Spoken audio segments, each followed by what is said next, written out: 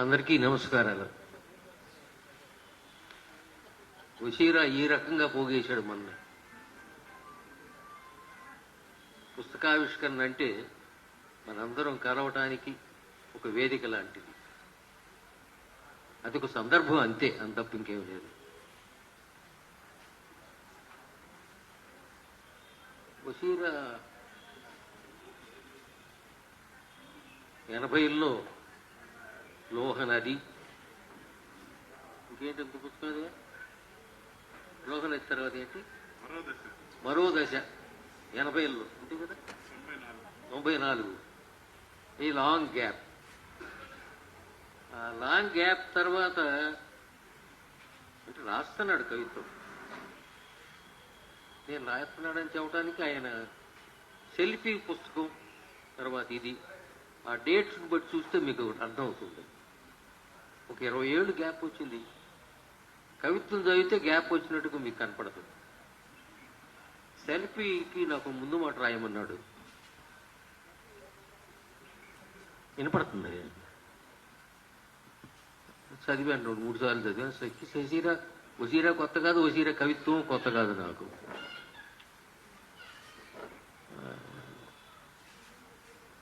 దాంట్లో కొంచెం అక్కడక్కడ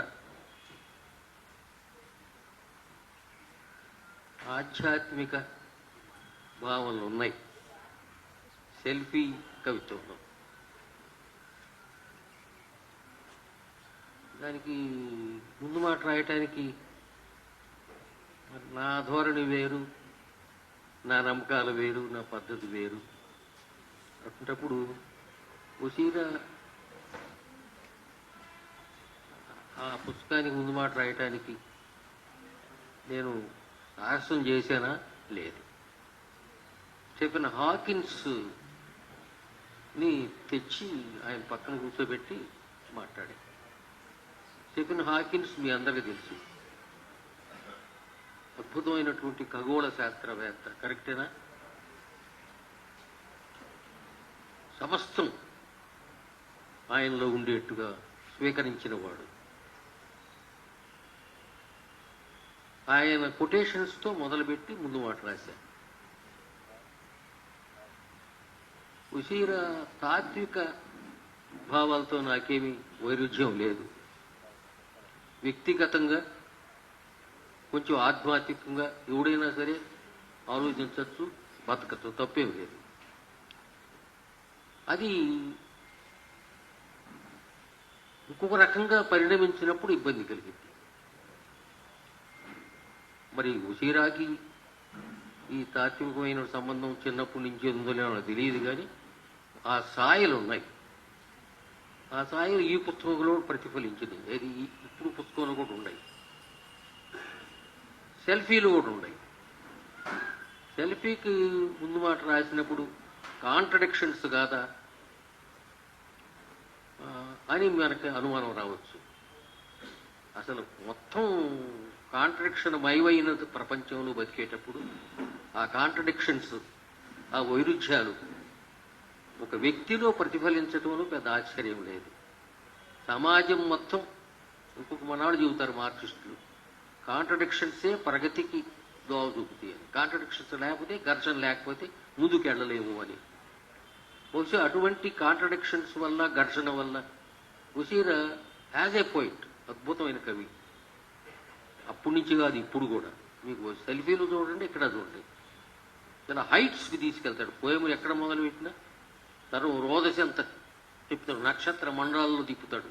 ఆ పోయము భూమి మీద నుంచి లేచి ఆకాశం లెగిసి అదంతా సంచరించి ఆ నక్షత్ర మండలాలని, ఖగోళాలంతా తిరిగి మళ్ళా నేల మీదకి వచ్చి పారింది. అంటే ఈ ఇన్నేళ్లు కూడా కవిగా తను జీవించే ఉన్నాడు అంతరంతరాళాల్లో. అది స్పష్టంగా ఆయన కవిత్వంలో కనపడింది.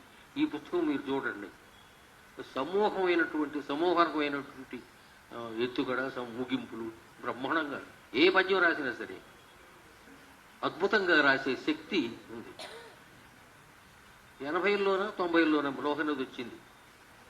లోహనది మా వాసిరెడ్డి నవీను తీసుకొచ్చి, అంతకుముందు పెమ్మరాజు వేణుగోపాల్, పెమ్మరాజు ఎవరయ్యా, పెమ్మరాజు తీసుకొచ్చి కవిత్వం అబిట్స్లో లాడ్జిలో దిగినప్పుడు కవిత్వం వినిపించేవాడు స్క్రిప్ట్ నుంచి. ఒక పొడుగాటి పుస్తకం ఉన్నాడు, పొడుగాటి పుస్తకం తీసుకొచ్చేవాడు, మా కాలేజీ దగ్గర మా లాడ్జిలో దిగేవాడు. మొట్టమొదట ప్రపంచాన్ని, కవితా ప్రపంచానికి ఆయన హీఈజ్ లైక్ ఏ ఫాదర్.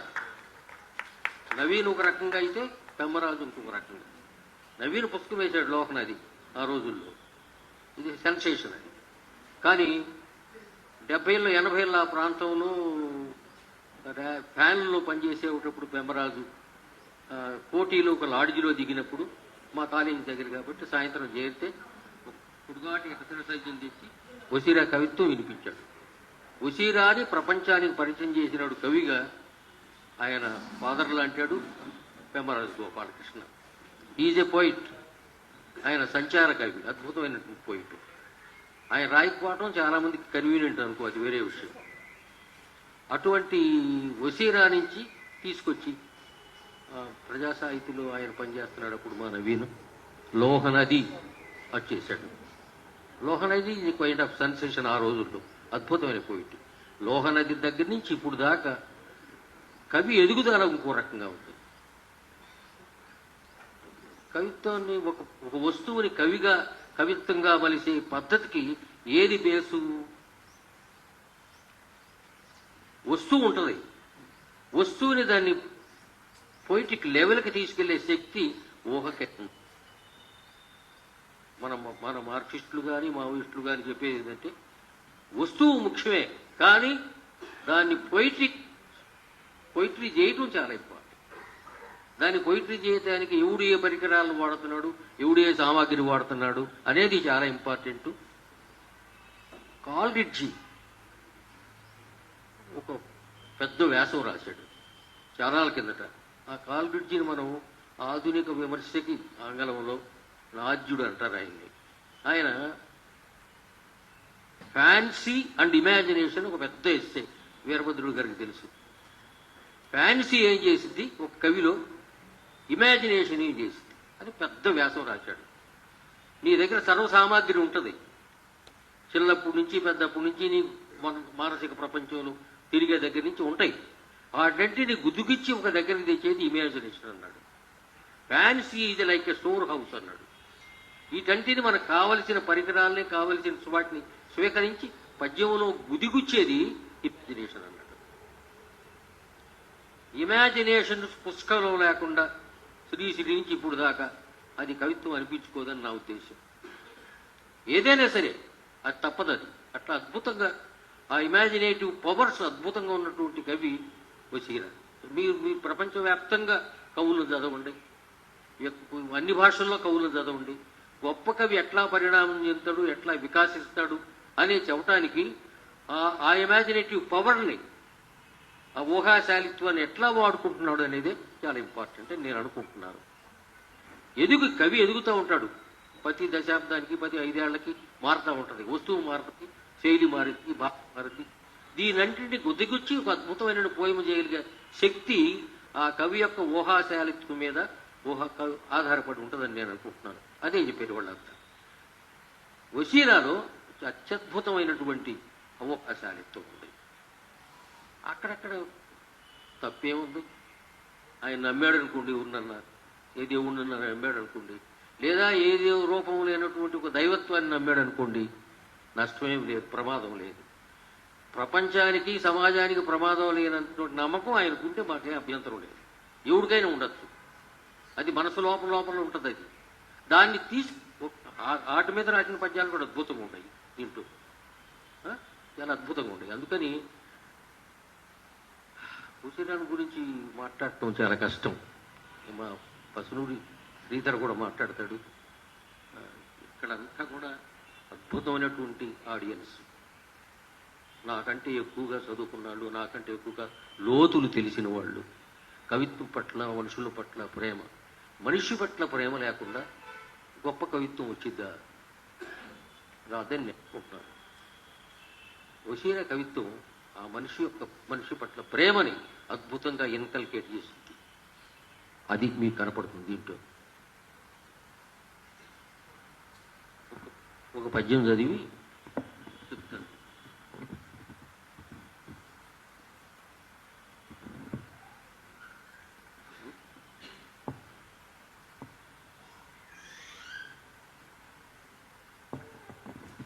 ఈ గుసీరా కవిత్వంలో గోదావరి చాలా ఇంపార్టెంట్ వస్తువు. అమలాపురానికి సంబంధించిన వాడు గోదావరిని ఒక్కసారి చూసినా వదలలేరు ఎవరు కూడా. ఒక ప్రవాహం కదా, బహుశా ఊహ కూడా ప్రవాహం భూయిష్టమైంది అనుకుంటున్నాను. సాలిడ్గా ఉండదు, స్టెబిలైజ్ కాదు బహుశా. అందుకని బొమ్మ వేయటానికి మామూలుగా ఓ తెల్ల కాగితం కావాలి. నేను ఉచిర కవిత్వం కాదు, ఎవడు కవిత్వం చదివినా ఈ పోయం రాసేటప్పుడు వాడు మానసిక స్థితి ఎట్లా ఉంటుంది అని నేను ఆలోచిస్తాను. అది వెస్టర్న్ పోయిట్ కావచ్చు, యూరోపియన్ పోయిట్ కావచ్చు, ఆఫ్రికన్ పోయిట్ కావచ్చు, మనాడు కావచ్చు, ఎవరైనా కావచ్చు. వీరభద్రుడు పద్యం చదివాడు అనుకోండి, ఈ పద్యం మొదలు పెట్టేటప్పుడు ఆయన మానసిక ప్రపంచం ఎట్లా ఉంటుంది అని నేను ఊహించుకుంటాను. అక్కడి నుంచి మొదలవుతుంది. బొమ్మ వేయటానికి మామూలుగా ఓ తెల్ల కాగితం కావాలి, లేదా మంచులో తడిసిన ఓ పర్వతం కావాలి. తెల్ల కాగితం నుంచి అసలు ప్రకృతికి సంబంధం లేకుండా ఉసిర కవిత్వం లేదు. ప్రకృతి అంటే మన చుట్టూ ఉన్న చెట్లు, చేమ, జంతువులు అవి కూడా ఉంటాయి, కానీ ఎక్కడితో ఆగడం. చుక్కలు, రోదసి, మండలం, బ్రహ్మ సమస్త విశ్వాన్ని టచ్ చేస్తాడు.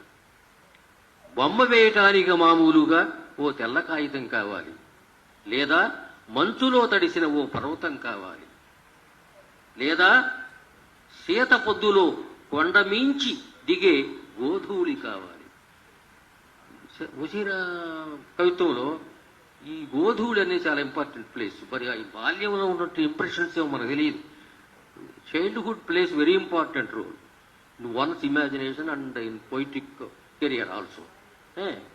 సీత పొద్దులో కొండమించి దిగే గోధూళి కావాలి. అయితే గోదావరి చిత్రమే వేరు, గోదావరి చిత్రమే వేరు. మలిసంజ రంగుల్లోంచి నీరు పరుచుకుంటుంది తానే చిత్రమై. ఒక వాక్య ఇమాజినేషన్ చాలా ఎంత ప్లేస్ చూడండి. మలిసంజ రంగుల్లోంచి నీరు పరుచుకుంటుంది తానే చిత్రమై.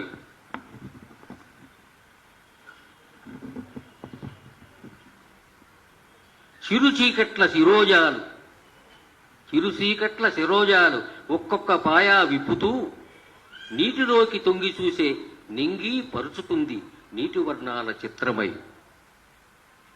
చిరు చీకట్ల శిరోజాలు ఒక్కొక్క పాయ విప్పుతూ నీటిలోకి తొంగి చూసే నింగి పరుచుకుంది నీటి వర్ణాల చిత్రమై.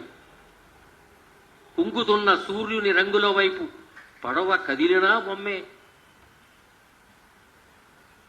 కుంగుతున్న సూర్యుని రంగుల వైపు పడవ కదిలినా బొమ్మే. లేదు దిగంతాల చీకటి గుబురుల వైపు పడవ సాగినా బొమ్మే.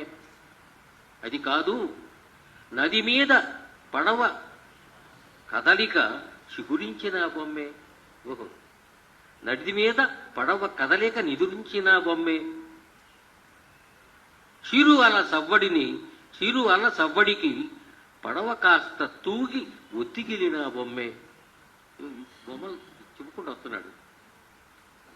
కరిగిపోతున్న సంధ్య మబ్బున వెచ్చదనంతోనూ, కమ్ముకుంటున్న చీకట్ల మధ్య మంచు పొగల్లోనూ ఇసుక దెన్నెలతో సహా మునిగేది నది. మళ్ళీ రిపీట్ చేస్తా. కరిగిపోతున్న సంధ్య మబ్బుల వెచ్చదనంతో పాటు కమ్ముకుంటున్న చీకట్ల మధ్య మంచు పొగల్లోనూ ఇసుక తిన్నెలతో సహా మునిగేది నది. నన్ను తనలోకి తీసుకుంటుందా? అప్పుడు రెల్లు కంకి మించి ఎగిరే పిట్టతో సహా నేను గోదావరిలోని చిత్రాన్నే, నేను గోదావరి పరిచిన చిత్రాన్నే, నేను గోదావరిగా మారిన చిత్రాన్నే. 3 వాక్యాల దూత నేర్పుతుంది. Frame of the poem is very important. నేను నా గురువులంతా కవులే, కథకులు కూడా. నేను కథకుల నుంచి ఎంత నేర్చుకున్నానంటే ఒక 70% నేర్చుకున్నా, ఒక 30% కవుల నుంచి. అతిశయోక్తి కాదు, నిజం. నేను ఇప్పుడు ఐ బిలీవ్ కవులందరూ కూడా కథలు చదవాలి. నేను సజెస్ట్ చేస్తున్నా. అట్లనే కథకులంతా కూడా కవిత్వం చదవాలని సజెషన్. ఆ ఇంటరాక్షన్ వల్ల వచ్చే ఫలితం కానీ అద్భుతంగా ఉంటుందని నేను అనుకుంటున్నాను. అది నేను చేశాను కాబట్టి అది అందరూ చేస్తే బాగుండని ఒక దురాశ అనుకోండి. వినండి, నేను గోదావరి చిత్రాన్నే, నేను గోదావరి పరిచిన చిత్రాన్నే, నేను గోదావరిగా మారిన చిత్రాన్నే, చిత్రాలను వాటి మీద ఉత్సవాలతో సహా మోసుకుంటూ ఊరేగే గోదావరిని, చిత్రాలతో సహా చిత్రాలను వాటి మీద ఉత్సవాలతో సహా మోసుకుంటే తిరిగే ఊరేగే గోదావరి నేనే. సెలెక్ట్ చేసి చదవాల, ఏదొచ్చా చదివాను అంతే. గోదావరి చిత్రం దానికి అది యాక్సిడెంటల్గా చూడండి. గోదావరికి వచ్చిరా లింకు, గోదావరి లింకు దానికి తీసినప్పుడు ఈ పోయమే రావాలని రూలేంది తెచ్చాను, అది వచ్చింది, అది చదివాను. అంటే అతని ఊహాశాలిత్వానికి పోయం మేకింగ్కి చాలా ఇంపార్టెంట్ ఇది.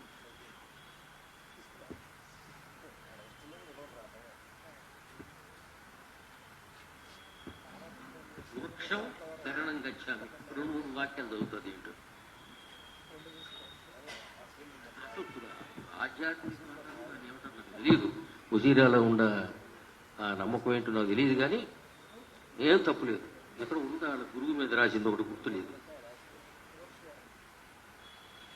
బొగ్గు పులుసు చీకట్లో ఆకుపచ్చని దీపశిఖరం. చీకటిని బొగ్గు పులుసు ఇవ్వడం మూడుసాడ లోగడ నాకు తెలియదు. బొగ్గు పులుసు చీకట్లో అట్లా ఎక్కడొచ్చింది వీడికి ఇది? బొగ్గు పులుసు చీకట్లో ఆకుపచ్చని దీపశిఖరం, కాంక్రీటు అరణ్యాన్ని మోసే సంజీవని పర్వతం, నిశ్చల ధ్యాన సముద్ర ప్రకాశం. సరిగ్గా బుద్ధుని చుట్టూ ఉన్నట్లే చెట్టు చుట్టూ కాంతి వలయాలు. బ్యూటీ. బుద్ధుడికి వృక్షానికి లింక్ మనకు తెలుసు. సరిగ్గా బుద్ధుని చుట్టూ ఉన్నట్లే చెట్టు చుట్టూ కాంతి వలయాలు. బుద్ధునిలాగానే చెట్టు ధరిస్తుంది ఆకుపచ్చని, పసుపు పచ్చని, లేత గులాబీ, సింధూర వర్ణాల కాంతి వలయాలు. కావలసినప్పుడు అద్భుతంగా కలుపుతాడు వలయాలు. బుద్ధుని మనసులోని కాంతిని, సత్యాన్ని గ్రహించిన చెట్టు ఇట్లా నడిస్తుంది. ఏ వస్తువు తీసుకున్నా దాన్ని ఎక్స్పాండ్ చేయాలి. దీంట్లో చాలా పెద్ద పోయిమ్స్ ఉన్నాయి, చిన్న పోయిమ్స్ కూడా ఉంటాయి. చిన్న నా కొత్త పుస్తకం రోడ్ టు లవ్ అని ఒక కొత్త పుస్తకం తెచ్చింది ఈ మధ్య మొన్న. అది అత్యద్భుతంగా వచ్చింది. దానికి మూలకారకుడు నవీనే. అది అందరికీ పంపే అడ్రస్ ఉండాలి, అందరికి కూడా. కవిత్వం చదివినా చదవకపోయినా కనీసం బొమ్మ చూస్తాడు కదా, చూడటం తెలియాలి కవికి. నా దృష్టిలో చాలామంది కవులకి కళ్ళు లేవని నా కంప్లైంట్, చెవులు కూడా లేవని కూడా కంప్లైంట్. కవికి కన్ను, చెవి అద్భుతంగా పనిచేయాలి. పంచేంద్రియాలను పనిచేస్తాయి, కానీ మెయిన్ ఇంపార్టెంట్ కన్ను చూడాలి. చూడటం ముఖ్యమే, చూసిన దాన్ని లోన నిక్షిప్తం చేయటం మరీ ముఖ్యం. అక్కడి నుంచి వచ్చింది పద్యం ఏదైనా ఏమ్మా. అట్లా ఎంతమంది మహానుభావులు, ఎంతమంది కవులు, ఎంతమంది కథకులు, ప్రపంచవ్యాప్తంగా అత్యద్భుతమైన కవులు ఉన్నారు. అమెరికా నుంచి ఒకడు కెరీర్ పుస్తకాలు ఉంటాయి కదా బిల్డప్ చేయటానికి, అతను పోయిట్రీని సెలెక్ట్ చేశాడు. ఏ డే ఏ పోయం అని ఒక పుస్తకం వేశాడు, పెద్ద పుస్తకం. రోజుకు ఒక పద్యం చదువుకోండి, చాలా ఆరోగ్యంగా ఉంటారని చెప్తాడు. ఇప్పుడు కూడా పొయిటిక్ థెరపీ అన్నాడు వీడు. అదే అది మన ఆరోగ్యం గురించి. నిజానికి అందాక ఎందుకు, నేను మీ ముందు నుంచొని ఈ మాత్రం 73 ఏళ్ల వయసులో మాట్లాడగలుగుతున్నాను అంటే ఇన్స్పైట్ ఆఫ్ సంక్షోభాలు, చాలా సంక్షోభాలు ఉన్నాయి నా చుట్టూ, వెనకమాల సంక్షోభాలు చుట్టూ ఉన్నాయి. అయినా కూడా ధైర్యంగా నిటారుగా నిలబడి మాట్లాడుతున్నాను, అటాక్ చేస్తున్నాను మొత్తాన్ని. దానికి కారణం కవిత్వమే. కవి కాకపోతే నేను ఎప్పుడు చచ్చిపోయేవాడిని. I would have committed suicide long back. కానీ వాట్ సేవ్డ్ మీ? పోయిట్రీ. అందుకని మీ క్యారెక్టర్ని బిల్డప్ చేసేది, మిమ్మల్ని ధైర్యవంతుని చేసేది, వీరుణ్ణి చేసేది కవిత్వం. ఇప్పుడు అన్నా ఆయుధాలు తెచ్చుకో, ఆయుధాలు తెచ్చుకో, ఆయుధం కాకుండా ఈ మార్గాన బాగుందని ఇప్పుడు రాసిన పద్యం. అప్పుడు రాసినప్పుడు ఈ ఉద్దేశం కాదు. అప్పుడు మూమెంట్ ఉంది, ఉద్యమం, రెవల్యూషనరీ మూమెంట్ ఉంది. తెలంగాణ మొత్తం అలల్లాడే దశలో వచ్చిన పద్యం అది. నీ చుట్టూ ఉన్న పరిసరాలకి, నీ సామాజిక పరిస్థితికి లింకు లేకుండా కొత్త పద్యం రావడానికి ఆస్కారం లేదు. భౌతికంగా అద్భుతంగా బతుకుతున్నాడు వజీరా. ఏ ఆర్థిక ఇబ్బందులు లేవని నేను అనుకుంటున్నాను. అయినా కూడా అద్భుతమైనటువంటి అక్కడ దీంట్లో ఆ పద్యం, ఆ పుస్తకం వచ్చినప్పుడు వజీరా ఒక 6-7 పేజీల పద్యం రాశాడు. ఆ పుస్తకం ఓట్ టు లవ్. ఎక్కడ మార్క్సిస్ట్ పోయిటు, ఎక్కడ రెవల్యూషనరీ పోయిటు, ఎక్కడ మావోయిస్టు, ఎక్కడ ఓట్ టు లవ్ లింక్ ఎట్ట? శివారెడ్డినా ఈ కవిత్వం రాసింది? శివారెడ్డికి ఎట్లా ఇది కాంట్రడిక్షన్ కాదా? కాదు, ఇట్స్ ఎక్స్టెన్షన్. అయితే చెట్టు పెరిగిన తర్వాత పువ్వు పూసినప్పుడు అట్లా ఆ పుస్తకం వచ్చినప్పుడు ఓ పోయం రాశాడు. ఎవరు? మా వసీరా. 6-7 పేజీలు పోయింది. ఓట్ టు శివారెడ్డి, దాని పేరు ఏంటంటే ఓట్ టు లవ్ అను ప్రేమ గీతం ఆ పుస్తకం పేరు. దీంట్లో ఓట్ టు శివారెడ్డి అను ప్రేమ గీతం 6 పేజీలు రన్ అయింది. గురువేం చేస్తాడు? నన్ను సంబోధిస్తూ 4 వాక్యాలు చదివి వినిపిస్తాను మీకు. గురువేం చేస్తాడు? బిచ్చం ఎత్తుకుంటూ ఉంటాడు. లేబర్ అడ్డాల దగ్గర, గనుల్లో, పొలాల్లో తునికాకులు, పెప్పూలు సేకరించే మహిళల వెంటపడి, అమ్మా మాదా కవడం తల్లి, అమ్మా మాదా కవడం తండ్రి, ఇంట్లో ఒంట్లో పద్యాలు ఆకలితో ఉన్నాయి. ఫ్రేమింగ్ చూడండి. ఇంట్లో ఒంట్లో పద్యాలు ఆకలితో ఉన్నాయి, మీ పాదధూళుల్ని బిచ్చమేయండమ్మా, మీ పాదధూళుల్ని బిచ్చమేయండమ్మా, మీ కండల మీద ఎండిన చెమట తాలూకు చిటికడు ఉప్పులు ఎణువులు ఇవ్వండమ్మా, ఎంగిలి రొట్టుముక్కల్ని మీ దీపాల్లోని 4 కాంతి పుంజాల్ని బిచ్చమేయండమ్మా అంటూ భిక్షాసన చేస్తుంటాడు. కవి ఏం చేస్తాడు అని మొదలు పెట్టుకొని ఒక 6 పేజీలు నడిచి చూసిపోయింది. చాలా అద్భుతంగా రాసిపోయింది.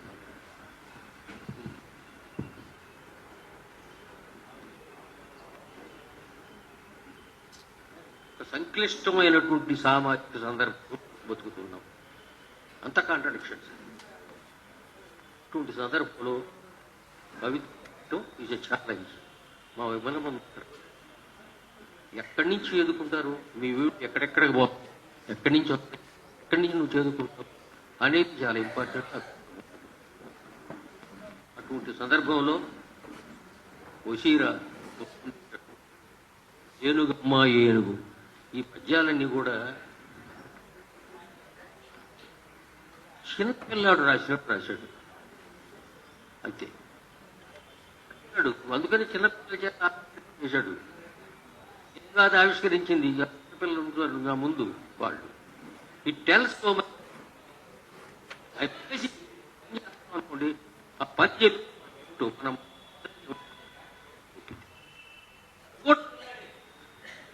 అందుకని చైల్డ్ లైక్ గ్లో ఇప్పుడు రాబర్ట్ బ్రిడ్జెస్ అనుకుంటాను, గుర్తులేదు.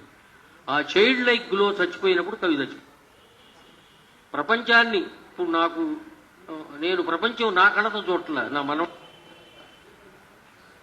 అందుకని ఆ చైల్డ్ లైక్ గ్లో ఇంకా సజీవంగా ఉంది.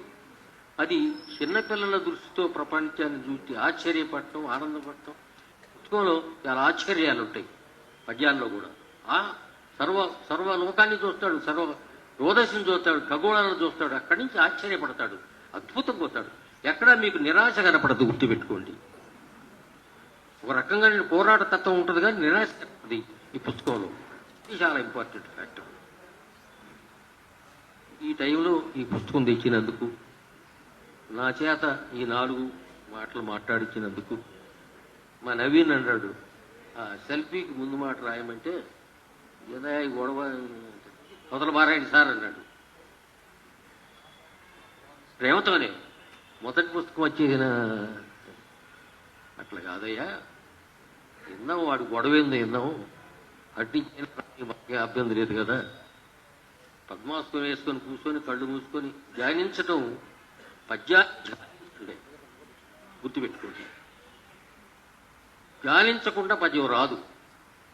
20-30 ఏళ్ళు సామాజిక సందర్భంలోనూ రాజకీయ సందర్భంలో కూడా మీరు poem, if you want to make a poem, మీరు మెడిటేట్ చేయాలి తప్పదు. అది దీర్ఘకాలికంగా ప్రాక్టీస్ చేస్తున్న కవులందరికీ తెలుసు, కథకులకి తెలుసు. అటువంటి పరిస్థితుల్లో దానికి చాలా మంచి మాట, ముందు మాట రాశాను. సెల్ఫీకి ఎక్కడన్నా దొరికితే చూడండి. నేను వసీరాని అభినందిస్తున్నాను. నన్ను పిలిచి 4 మాటలు మాట్లాడినందుకు, నన్ను ఈ ఉత్సవంలో భాగం చేసినందుకు. ఇంకా రాస్తాడు, అద్భుతమైన కవిత రాస్తాడు, రాయగల శక్తి ఉంది. ఊహ గొప్పది, ఊహ చారిత్వం గొప్పది, ఊహలేని వాడిని ఉరిదీయాలని ఎప్పుడూ చెప్పాను. అది చాలా ఇంపార్టెంట్ క్వశ్చన్. అంటే ఒక సామాజిక సందర్భాన్ని కవిత్వం చేయటానికి, అది అప్లిఫ్ట్ చేసి పోయం చేయటానికి మీ ఊహే కారణం. ఎక్కడెక్కడి నుంచి తోడుకుంటారు, ఎక్కడి నుంచి తీసుకొస్తారు. ఇప్పుడు స్థితి నుంచి బాల్యానికి వెళ్తావు, బాల్యాన్ని నుంచి యవ్వనానికి వస్తావు, వృద్ధాప్యం లిక్కు చేసి చెప్పుకుంటూ వస్తావు. ఒక పోయం అంటే ఇప్పుడు వస్తువు మీద ఉండలేదు. పోయం గుర్తుపెట్టుకోండి, అనేక వస్తువుల సమాహారంగా పోయం ఈ సందర్భం. అటు సందర్భంలో నా తృష్ణ తీర్చినటువంటి ఏనుగు బొమ్మ కవిత్వ పుస్తకం ఆవిష్కరణకు నన్ను పిలిచి చిన్నపిల్లలతో నన్ను సమానం చేసినందుకు వసీరాకి అనేక వేల ధన్యవాదాలు, నమస్కారాలు.